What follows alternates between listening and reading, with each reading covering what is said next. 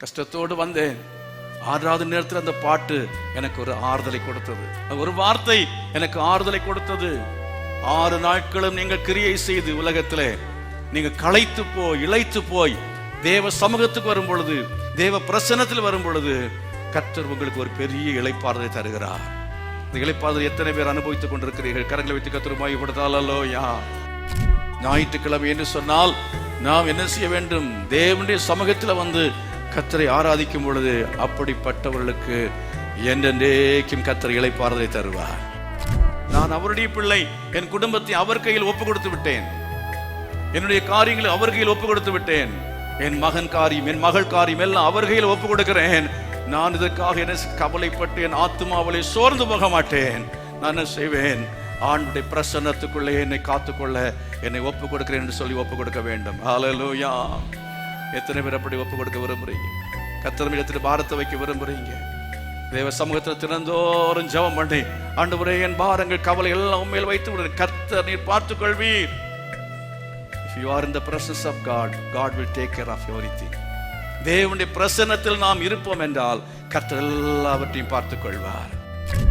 உலகத்தில் ஜீவிக்காதபடிக்கு ஆண்டவர் கொடுக்கிற அந்த இடுக்கமான வாசல் வழியா போனாலும் அதுல ஒரு இளைப்பாறுதல் உண்டு. ஹல்லேலூயா. உபதேசத்து கீழ்ப்படிந்து உபதேசத்தின்படியாய் வாழும்போது நமக்கு ஒரு என்ன இருக்கிறது? ஒரு திருப்தி இருக்கிறது, ஒரு இளைப்பாது. ஏன்னா தேவனுடைய பிரசன்னம். ஹல்லேலூயா.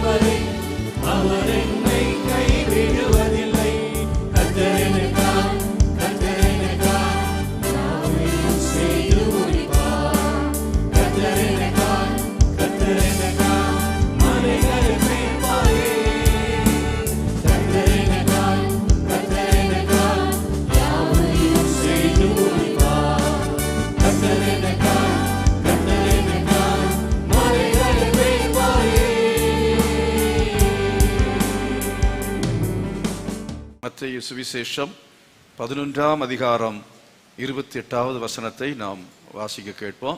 வருத்தப்பட்டு பாரம் சுமக்கிறவர்களே, நீங்கள் எல்லாரும் என்னிடத்தில் வாருங்கள், நான் உங்களுக்கு இளைப்பாறுதல் தருவேன். நல்ல பிதாவே, தொடர்ந்து எங்களோடு நீர் பேசும். இந்த வார்த்தையின் மூலமாய் நீர் எங்களோடு இடைப்படும். இயேசுவின் நாமத்தில் பிதாவே, ஆமென். வருத்தப்பட்டு பாரம் சுமக்கிறவர்களே, நீங்கள் எல்லாரும் என்னிடத்தில் வாருங்கள், நான் உங்களுக்கு இளைப்பாறுதல் தருவேன். இளைப்பாறுதல் அப்படின்னு சொன்னால் என்ன அப்படிங்கிறதுக்கு நிறைய அர்த்தங்கள், விளக்கங்கள் நம்ம என்ன செய்ய முடியும் என்றால் சொல்ல முடியும். அநேக வார்த்தைகளை அதற்கு நம்ம பார்க்குறோம், நடைமுறையில் பார்க்குறோம். ஒவ்வொருவரும் பார்க்கும் பொழுது என்னவென்றால், ஓய்வு, எனக்கு கொஞ்சம் ஓய்வு வேண்டும் அப்படின்னு சொல்லுகிற ஆட்களை நாம் என்ன செய்கிறோம், பார்க்குறோம். ஆனால் சொல்லிக்கிட்டே இருந்து ஓய்வெடுக்க முடியாமலே போகிற ஒரு சிலரை சொல்லுகிறேன். உங்கள் வீட்டில் தகப்பன் சொல்லிகிட்டே இருப்பார், கொஞ்சம் ஓய்வு கிடைச்சா பரவாயில்ல, என்னால் அதை சுமக்க முடியலை, இந்த பாரத்தை எங்கேயோ கொண்டு வச்சுட்டா பரவாயில்ல அப்படின்னு சொல்லி என்ன செய்வார் தகப்பனார், அவர் புலம்புவார். அதே போல் அந்த வீட்டில் தாயும் என்ன செய்வாங்கன்னா, சில சமயத்தில் தாய்மாரும் புலம்புவாங்க. தாங்க முடியல, இந்த பாரம் ரொம்ப அழுத்தமாக இருக்கிறது, யார் மேலேயாவது கொண்டு வைக்கலாம் அப்படின்னு சொல்லி மனதிலே ஒரு இளைப்பாறுதல் நமக்கு தேவை, ஒரு ரிலாக்ஸேஷன் நமக்கு தேவை. அதை நம்ம எல்லாரும் எடுத்துக்கொள்ள வேண்டும். இதை கற்றுக் கொடுத்தவர் யார் என்றால், அப்படி செய்ய வேண்டும் என்று சொல்லி கொடுத்தவர் யார் என்றால் நம்முடைய தேவன். ஆமீன் சொல்லுங்க. நம்முடைய தேவன் அதை கற்றுக் கொடுத்தார். என்ன செய்யணும், நீங்க ரிலாக்ஸ் பண்ணணும் அப்படிங்கிறது, ஓய்வு எடுக்க வேண்டும். ஓய்வை பற்றி நம்ம கற்றுக் கொடுத்தது ஆகியத்தங்க வேதத்தில் சொல்லப்பட்டிருக்கிற, வருத்தப்பட்டு பாரம் சுமக்கிறவர்களை நீங்கள் எல்லாரும் என்னிடத்தில் வாருங்கள், நான் உங்களுக்கு என்ன செய்வேன், இளைப்பாறு தருவேன். அடுத்த வசனம் மிக முக்கியமானது. நான் சாந்தமும் மனத்தாழ்மையுமாய் இருக்கிறேன், நீங்கள் என்னிடத்தில் வந்து என் நுகத்தை ஏற்றுக்கொண்டு என்னிடத்தில் கற்றுக்கொள்ளுங்கள். கர்த்தரை மகிமைப்படுத்துமா? அவரிடத்தில் நாம் வர வேண்டும், வந்து கற்றுக்கொள்ள வேண்டும். கற்றுக்கொள்ள வேண்டிய the first lesson, முதல் பாடம் என்ன? 2ஆம் அதிகாரத்தில் வாசிக்கும் பொழுது 6 நாட்கள் தன் கிரியை முடித்து 7ஆம் நாளில் தேவன் என்ன செய்தார், ஓய்ந்திருந்தார். அவர் ரெஸ்ட் எடுத்தாராம். அவர் என்ன செய்தார், ரெஸ்ட் எடுத்தார். அப்போ கர்த்தருக்கே ஒரு ரெஸ்ட் தேவைன்னா, அவர் ரெஸ்ட் எடுக்கணும்னு அவசியம் இல்லை, நாம் கற்றுக்கொள்வதற்காக கர்த்தர் அதை எழுதி வைத்திருக்கிறார். ஆமென். நம்முடைய தேவன் உறங்குவதும் இல்லை, தூங்குவதும் இல்லை. ஆனால் அவர் ஓய்ந்திருந்தார் அப்படிங்கிறது எதை பற்றி சொல்லுகிறது, ஏன் சொல்லுகிறது என்பதை எபிரேய நிருபக்காரன் எடுத்தங்க சொல்லுகிறார். அவர் தம் கிரியைகளை முடித்து 7ஆம் நாள் ஓய்ந்திருந்தார். ஆகவே நம்முடைய இளைப்பாறுகிற காலம் இனி வருகிறதா இருக்கிறது.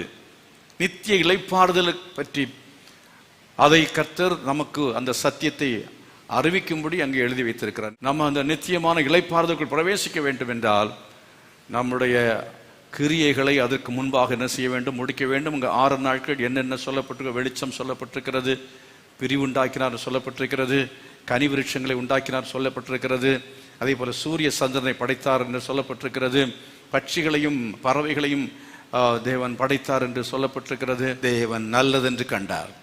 தேவன் ஹாப்பினஸ், சந்தோஷம். ஒவ்வொரு காரியத்தையும் செய்யும் பொழுது நம்மவே சொல்லுவோம், ரொம்ப நல்லா இருக்கு, வெரி குட். நமக்கே ஒரு திருப்தி வருகிறது பாருங்க, அதுதாங்க இளைப்பாறுதல். சும்மாவே சோம்பேறியா உட்கார்ந்துட்டு சாயங்காலம் படுத்து எழும்பின அப்பவும் கொட்டாவி போறதில்லை, அப்பவும் என்ன செய்வோம், ஆன்னு சொல்லுவோம். சாயங்காலம் எழும்பி ஒரு வேலையும் செய்யல, எல்லாம் குப்பையா கிடக்கிறது, சமைக்கல, துணி துவைக்கல, பெண்களுக்கு சொல்றேன். அதே மாதிரி ஆண்களும் ஒரு வேலையும் செய்யல, சும்மா உட்கார்ந்து இருக்கிறதான ஒரு நபர் சாயங்காலத்தில் நல்லது அப்படின்னு சொல்ல முடியுமா? இன்னைக்கு நாள் ரொம்ப நல்லா போச்சுது அப்படி சொல்ல முடியுமா? பிரயோஜனமா இருந்ததுன்னு சொல்ல முடியுமா? ஒரு நாள் என்ன செஞ்சுட்டேன், வேஸ்ட் பண்ணி விட்டேனே, ஒரு நாளை நான் வீண் பண்ணி விட்டேனே, மனசுக்குள்ள ஒரு என்னன்னா ஒரு அதிருப்தி, ஒரு வெறுமை, இன்றைக்கு நான் ஒன்றுமே செய்யவில்லையே அப்படிங்கிறது வரும். அதே போல வாழ்நாள் எல்லாமே ஒரு மனிதன் சும்மாவே, அவன் வாழ்க்கையில சும்மாவே இருக்கிறான், எதுவும் செய்யவில்லை, பிள்ளைகளுக்கு செய்ய வேண்டிய கடமையை செய்யவில்லை. ஒரு நாள் வரும்போது நம்மை குறித்து என்ன செய்யணும், கணவன் சொல்லணும், அவர் இந்த எங்க மனைவி தங்கமானவங்க இப்படி இருந்தாங்க, அப்படி இருந்தாங்க, அப்படி செஞ்சாங்க. நிறைய கணவன்மார்கள் இப்படி சொல்றதை நான் கேள்விப்பட்டிருக்கிறேன். அருமையாளர்களே, அந்த விதமாக நம்மை பற்றி சொல்லக்கூடிய வித நற்கிரியைகள் நம்மிடத்திலே காணப்பட வேண்டும் என்று எத்தனை பேர் விரும்புகிறீர்கள்? அதற்காக பவுல் சொல்கிறார், நல்ல போராட்டத்தை போராடினேன், ஓட்டத்தை விசுவாசத்தை இது முதல் நீதியின் கிரீடம் எனக்காக வைக்கப்பட்டிருக்கிறது. இடைவிடாமல் அவன் உழைத்தான், கப்பற்சேதத்தில் இருந்தான், பிரயாணம் பண்ணினான், கர்த்தருக்காக அடிபட்டான், தியாகம் சகித்தான், ஒவ்வொரு இடங்களும் சென்று அவன் சுவிசேஷத்தை அறிவித்தான். கர்த்தருக்காக அவன் சிறைச்சாலையிலே அவன் அடைக்கப்பட்டிருந்தான். கடைசியிலே அவன் சிரச்சேதம் பண்ணப்பட்டு கொல்லப்பட்டான். அருமையார்களே, அவ்விதமா நம்முடைய வாழ்க்கையிலையும் குடும்பத்துக்காக நம்ம செய்ய வேண்டிய கடமைகள் எல்லாவற்றையும் நம்ம செய்து முடிக்க வேண்டும். கர்த்தரை மகிமைப்படுத்துவோமா? சபையில கர்த்தர் வைத்திருக்கிறான், நம்முடைய சபையில எவ்வளவு என்னென்ன காரியங்களை நம்மால செய்ய முடியுமோ அதெல்லாவற்றையும் செய்ய வேண்டும். கிரியை எவ்வளவு செய்கிறோமோ, எவ்வளவு பிரயோஜனமாக நாம இருக்கிறோமோ, எவ்வளவு இந்த உலகத்தில் ஏதாவது ஒரு காரியத்தை நம்ம செய்து கொண்டிருப்போம் என்று சொன்னால் தேவன் நமக்கு ஆரோக்கியத்தை தருவார். ஹல்லேலூயா. சும்மா இருக்கிறவருடைய ஆரோக்கியம் சீக்கிரமாய் கெட்டு போகும். ஆனால் நம் வேலை சுறுசுறுப்பா இருந்து வேலை செய்வோம் என்று சொன்னால், கிரியை செய்வோம் என்று சொன்னால் நமக்கு கர்த்தர் நல்ல ஆரோக்கியத்தை தருவார். நம்முடைய சரீரம் அது களைப்பு என்று நாம் நினைக்கும் போது நம்ம என்ன செய்யலாம், ஓய்வு எடுக்கலாம், தவறில்லை. தேவையான அளவுக்கு ஓய்வும் எடுக்க வேண்டும் என்பதை உணர்த்துவதற்காகத்தான் கர்த்தர் என்ன செய்தார் என்றால் 6 நாள் வேலை செய்து 7ஆம் நாள்ல ஓய்ந்திருந்தார் என்று அங்கே எழுதப்பட்டிருக்கிறதை நம்ம பார்க்கிறோம். ஆக பிரியமானவர்களே, நம்ம 6 நாட்கள் நம்ம வேலை செய்கிறோம் என்றால் 7ஆம் நாள்ல நமக்கு ஒரு ஓய்வு தேவை. அது என்ன தேவை? நாம் அந்த 24 மணி நேரம் சனிக்கிழமையிலிருந்து ஞாயிற்றுக்கிழமை வரையிலையும் நம்ம படுத்து தூங்குவதல்ல, ரெஸ்ட்.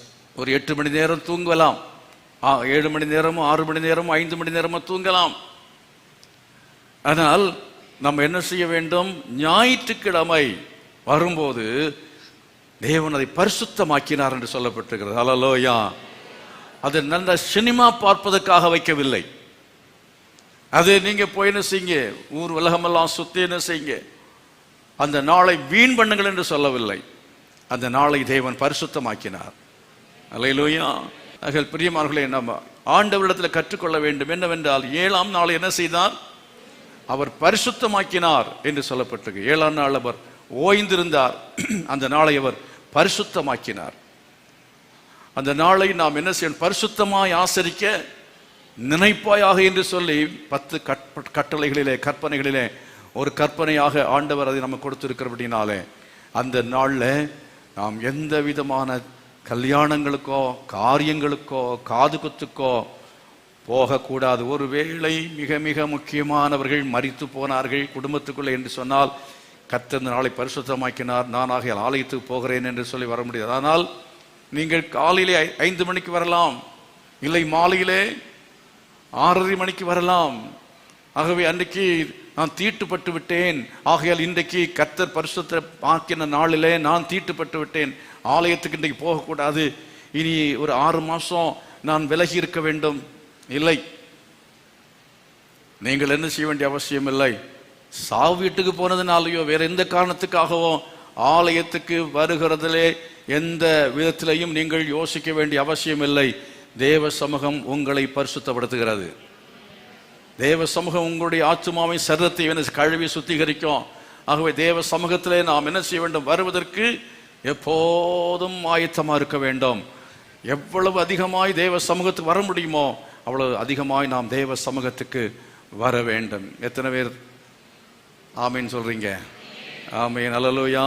ஞாயிற்றுக்கிழமை என்று சொன்னால் நாம் என்ன செய்ய வேண்டும், தேவனுடைய சமூகத்தில் வந்து கர்த்தரை ஆராதிக்கும் பொழுது அப்படிப்பட்டவர்களுக்கு என்றென்றைக்கும் கர்த்தர் இளைப்பாறுதலை தருவார். உங்கள் இளைப்பு என்ன செய்யாது? வராது, ஆறுதல் வரும். இளைப்பு இருக்கிறது, ஆனால் அநேகருக்கு ஆறுதல் இல்லை. இளைத்து போன ஒரு மனுஷனை குறித்த வேதத்தில் நாம் என்ன செய்கிறோம், பார்க்கிறோம். யார் தெரியுமா? ஏசா என்கிற ஒரு மனுஷன், அவன் களைத்து வந்தான். ஆனால் இளைத்திருக்கிறேனே என்று சொல்லி என்ன கேட்டானா? கொஞ்சம் கூழ் கொடு என்று கேட்டான். என்ன கூழ்? அதாவது நம்ம களைப்பும் இளைப்பும் வருகிற சமயத்தில் இந்த உலகத்தில் சில காரியங்கள், தேவன் விரும்பாத வழிகள், தேவனுடைய பிரமாணத்துக்கு புறம்பான காரியங்கள், இதை நாம் என்ன செய்து விடுவோம்? செய்யும்படியான ஒரு தவறு நடந்துவிடும். சரீரம் களைப்பா இருக்கிற சமயத்தில் நம்ம சில சமயத்தில் நாம் என்ன செய்கிறோம்? எரிச்சல் வந்து விடுகிறது. சரீரம் களைப்பா இருக்கிற சமயத்தில் நான் சில வேளையில் டென்ஷன் ஆகிவிடுறோம், கோபப்பட்டு விடுகிறோம். ஆகவே ஆண்டவர் சொன்னார், என்னிடத்தில் கற்றுக்கொள்ளுங்கள், நான் சாந்தமும் மனத்தாழ்மையுமா இருக்கிறேன், என் நுகத்தை ஏற்றுக்கொண்டு என்னிடத்தில் என்ன செய்யுங்கள்? கற்றுக்கொள்ளுங்கள் என்று சொன்னார்.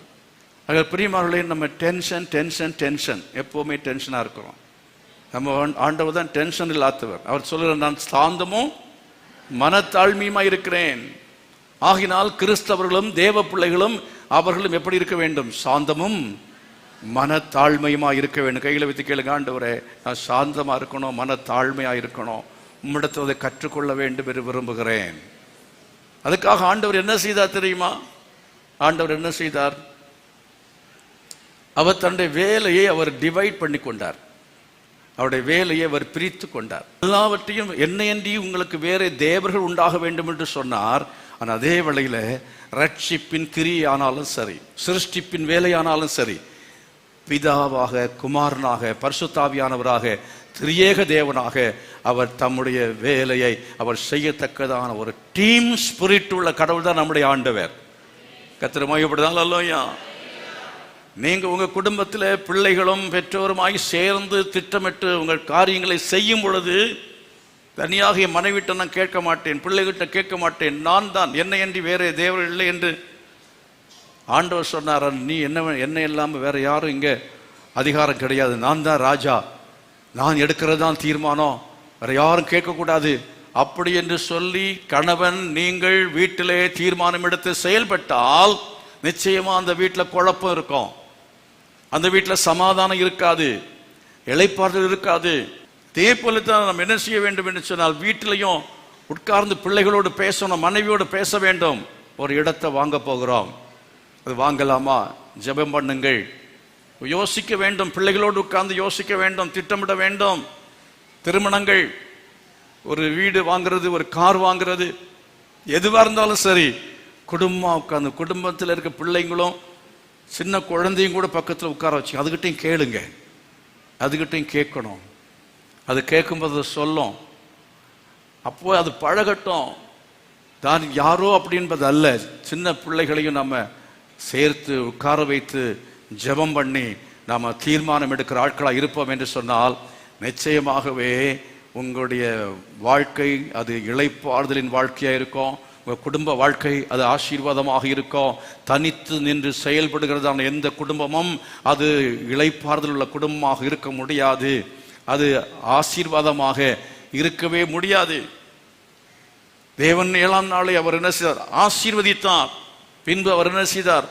எல்லாவற்றையும் நல்லதென்று கண்டு ஆசீர்வதித்தார் என்று சொல்லி வேதம் சொல்லுகிறது. ஆகினால் நாம் என்ன செய்ய வேண்டும்? சேர்ந்து வேலை செய்யணும், சேர்ந்து வேலை செய்யணும். நோவாவை பெற்ற பொழுது லாமேக்கு தகப்பன், இவன் நம்மை தேற்றுவான் என்று சொல்லி அவனுக்கு நோவா என்று பெயரிட்டான். மற்றவர்களை தேற்றக்கூடிய ஒரு மகனாக, மகளாக இருக்க வேண்டும், மனைவியை தேற்றுகிற ஒரு கணவனாக இருக்க வேண்டும், கணவனை தேற்றுகிற ஒரு மனைவியாக இருக்க வேண்டும். பாஸ்டருக்கு இருக்கிற டென்ஷனை குறைக்கக்கூடியதான விசுவாசிகளாக இருக்கணும். கர்த்தருக்கென்று நீங்கள் கிரியை செய்யாமல் இருக்கும் பொழுது, கர்த்தருக்கென்று நீங்கள் கிரியை செய்யாமல் நீங்கள் சும்மா இருக்கும் பொழுது, நாம் சும்மா இருக்கும் பொழுது நம்முடைய ஆத்மா வெறுமையாக இருக்கும். நம்முடைய ஆத்மாவிலே திருப்தி என்பது இருக்கவே இருக்காது. எந்த விசுவாசியை கேட்டாலும் திருப்தி இல்லை, திருப்தி இல்லை. திருப்தி இல்லாத வாழ்க்கை, சந்தோஷம் இல்லாத வாழ்க்கை, அமைதி இல்லாத வாழ்க்கை, அழுத்தம் நிறைந்த வாழ்க்கை. அதனால வாக்கு தத்தங்களை தேடி ஓடிக்கொண்டிருக்கிறோம். யாராவது ஒரு வாக்குத்த சொல்ல மாட்டோம். வருத்தப்பட்டு பாரம் சுமக்கிறவர்கள் என்னிடத்தில் வாருங்கள். கர்த்தர் சொன்னார், இவங்க வேற எங்கேயோ போறாங்க. வேதத்தில் நீங்கள் வாசிக்கிற சமயத்தில் 12:17 சொல்ல, ஆகாதவன் என்று தள்ளப்பட்டான், ஆகாதவன் என்று அவன் தள்ளப்பட்டான். மல்கியா 1:3-4 வசனங்கள், 1 அதிகாரம் 3 மற்றும் 4 வசனங்களை வாசிக்கும் பொழுது, தேவனால் அவன் வெறுக்கப்பட்டவன், அவனுடைய சந்ததி, தேசம், பட்டணம் பாழாக்கப்பட்டது எல்லாம் சொல்லப்பட்டிருக்கிறது. ஆகவே இன்றைக்கு நமக்கு ஒருவேளை மகிழ்ச்சி தரக்கூடிய காரியங்களாக இருக்கலாம். சினிமா ஒரு மகிழ்ச்சி தரக்கூடிய காரியம் மாதிரி தெரியலாம். ஆனா உங்க வாழ்க்கை அது பாழாக்கும். உங்கள் வாழ்க்கையிலே அது என்ன செய்யும் என்றால், ஒரு பாவம் செய்யும் பொழுது அந்த நேரத்தில் நமக்கு சந்தோஷமா இருக்கும். ஆனா அதுக்கு பிறகு உண்டாகிற குற்ற உணர்வு இருக்கு பாருங்க, அது நம்மை கொன்று போடும். அவ கொஞ்ச நேரம் சந்தோஷம், ஒரு நாள் வாழ்வுக்கு, ஒரு வேளை பயிற்றுங்கூழுக்காக அவன் என்ன செய்தானா, அவன் தன்னுடைய சேஷ்ட புத்திர பாகத்தை விற்று போட்டான். அநேக தங்க அபிஷேகத்தை விற்று போடுகிறார்கள், அநேக தங்க ரட்சிப்பை விற்று போடுகிறார்கள், ஆவிக்குரிய சபையை விற்று போட்டு உலக பிரகாரமான இடங்களுக்கு போகிறார்கள். அருமையானவர்களே, ஒரு பயிற்றுங்கூழ் அது எப்படி இருந்துச்சா, இன் ரெட் இன் கலர், சிவப்பு கலர்ல இருந்துச்சா. பாவம் இப்படி இருக்கும், சிவப்பாகத்தான் இருக்கும். அது இட் வில் அட்ராக்ட் எனிஒன். யாரையும் அது என்ன செய்யும் என்றால் கவர்ச்சி செய்யும். கவர்ச்சி செய்கிற காரியங்கள் மூலமாக ஒரு மகிழ்ச்சி, அது நிரந்தரமானது அல்லவே அல்ல. அதுக்கு பிறகு உண்டாகிறதான அந்த குற்ற உணர்வு அது நம்மை கொன்று போடும். நித்தியமான இளைப்பாறுதலை நமக்கு கிடைக்காதபடி அது தடை செய்யும். மனமாறுதலுக்காக கண்ணீர் விட்டு அவன் தேடியும் கிடைக்கவில்லை. தேவ கிருபை அவனை விட்டு எடுபட்டு விட்டது. அதைத்தான் நாம் எபிரேயர் நிருபத்தில் என்ன செய்கிறோம், வாசிக்கிறோம். ஆனால் பிரியமானவர்களே, நம்ம வாழ்க்கையில நாம் என்ன செய்ய வேண்டும், இந்த உலகத்தில் உள்ளதான பாவ சந்தோஷங்களினாலே நம்மை நாமே தற்காலிகமாய் தேற்றிக்கொண்டு உலகத்தில் ஜீவிக்காதபடிக்கு ஆண்டவர் கொடுக்கிற அந்த இடுக்கமான வாசல் வழியா போனாலும் அதுல ஒரு இளைப்பாறுதல் உண்டு. ஹல்லேலூயா. உபதேசத்து கீழ்ப்படிந்து உபதேசத்தின்படியாய் வாழும்போது நமக்கு ஒரு என்ன இருக்கிறது, ஒரு திருப்தி இருக்கிறது, ஒரு இளைப்பாது. ஏன்னா தேவனுடைய பிரசன்னம். ஹல்லேலூயா. இந்த சபையிலே தேவ பிரசன்னம் இருக்கும். அந்த பிரசன்னம் தான் உங்களுக்கு எதை கொடுக்கிறது, ஆறுதலை கொடுக்கிறது. அதுதான் உங்களுக்கு இளைப்பாறுதலை கொடுக்கிறது. கஷ்டத்தோடு வந்தேன், 6வது நேரத்தில் அந்த பாட்டு எனக்கு ஒரு ஆறுதலை கொடுத்தது. ஒரு வார்த்தை எனக்கு ஆறுதலை கொடுத்தது. 6 நாட்களும் நீங்கள் கிரியை செய்து உலகத்திலே நீங்கள் களைத்து போய் இளைத்து போய் தேவ சமூகத்துக்கு வரும் பொழுது, தேவ பிரசன்னத்தில் வரும் பொழுது கர்த்தர் உங்களுக்கு ஒரு பெரிய இளைப்பாறுதலை தருகிறார். இந்த இளைப்பாறுதலை எத்தனை பேர் அனுபவித்துக் கொண்டிருக்கிறீர்கள்? கரங்களை வைத்து கர்த்தர் மகிமைப்படுத்தாலோ. அருமையானவர்களே, அதுவரை நீங்க காத்திருக்க வேண்டிய அவசியம் இல்லை. 7ஆம் நாள் ஆண்டவர் உயர்ந்திருந்தால், ஆனால் மனித வாழ்க்கையில கர்த்தர் என்ன செய்கிறார், அவர் 8 மணி நேரம் எல்லாவற்றால், அதாவது 8 மணி நேரம் தூங்குவதற்காக நம்முடைய சரீரத்தை படைத்திருக்கிறார். ஆகவே தினந்தோறும் நாம் ஒரு குறிப்பிட்ட நேரம் என்ன செய்ய வேண்டும், களைத்து போன சரீரத்துக்கு ஓய்வு கொடுக்க வேண்டியதுங்கிறது போல நாம் வாழ்க்கையில தினந்தோறும் வெளியே போகிறோம், பல ஆட்களை பார்க்கிறோம், பல ஆட்களுடைய செய்திகள் நமக்கு வருகிறது. அதை பார்க்கும் பொழுது களைப்பு வந்து விடுகிறது, இளைப்பு வந்து விடுகிறது. எபிரேயர் 12ஆம் அதிகாரத்தில் வாசிக்கிற சமயத்தில் நீங்கள் உங்கள் ஆத்மாவிலே இளைத்து போனவர்களாய் என்று சொல்லப்பட்டு, உங்கள் ஆத்மாவிலே இளைத்து போகாதபடிக்கு எபிரேயர் 12ஆம் அதிகாரத்தில் நீங்கள் இளைப்புள்ளவர்களாய் உங்கள்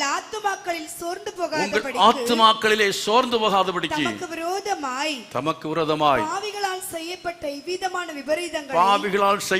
இவ்விதமான விபரீதங்களை சகித்த அவரையே நினைத்துக் கொள்ளுங்கள்.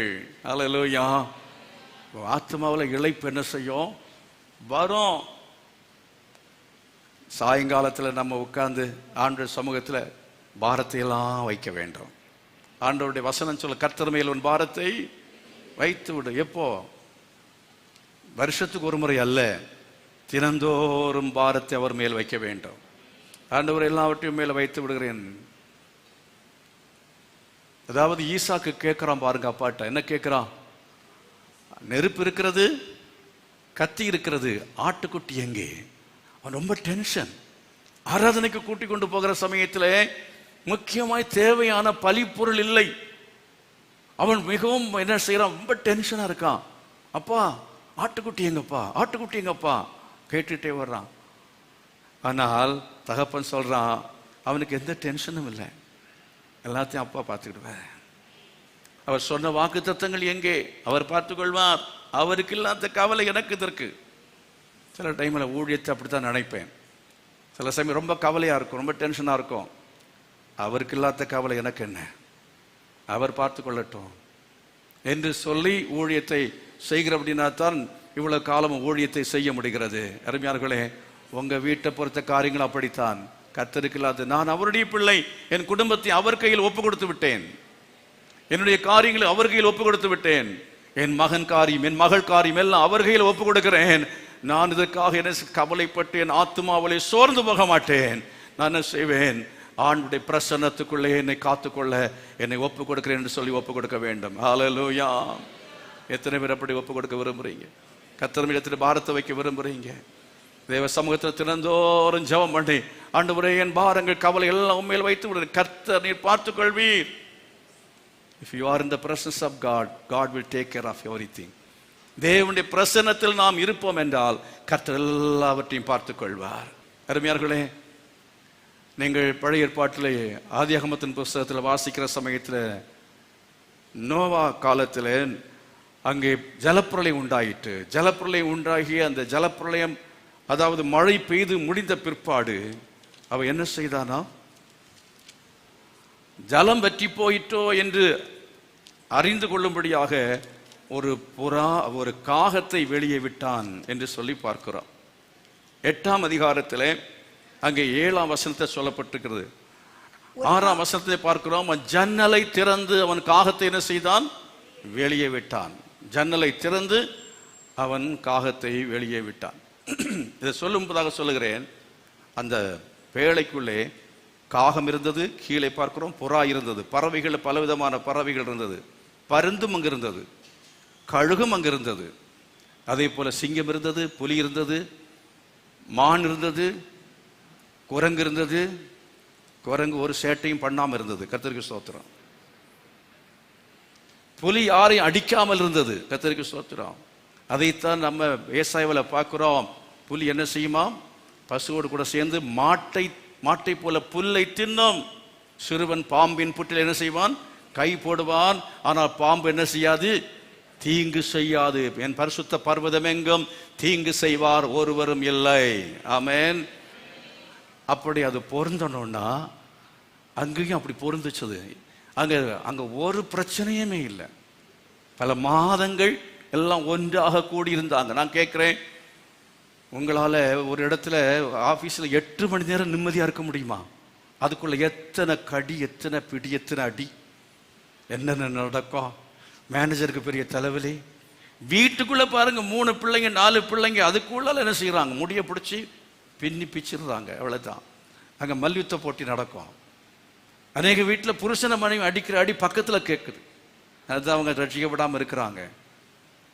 இதெல்லாம் வராமல் இருக்கணும்னா இளைப்பாறுதல் அந்த பேழைக்குள் இருந்தது. காரணம் என்ன தெரியுமா, இந்த காட்ஸ் பிரசன்ஸ்.